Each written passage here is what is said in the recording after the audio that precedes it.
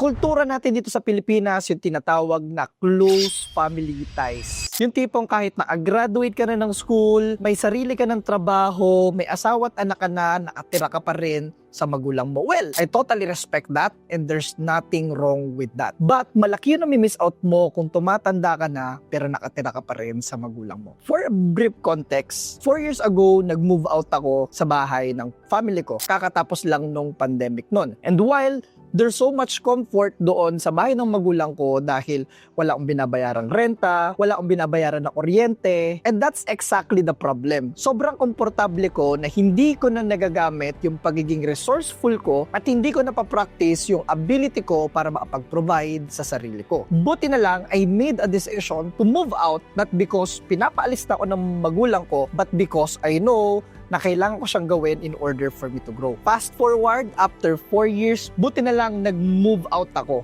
Dahil kung hindi siguro ako nakabili ng sarili kong sasakyan, ng sarili kong bahay, at ng sarili kong negosyo. Moral lesson of the story, nakakatakot naman talaga na humiwalay sa norm, but I believe kung gagawin natin kung ano yung ginagawa ng karamihan, magkakaroon din tayo ng result kung anong meron yung karamihan. So, simulan mo nang mag-impake at itag mo na rin yung mga kasama mo sa bahay para hindi sila magtaka kung bakit bigla kang aalis ng bahay nyo.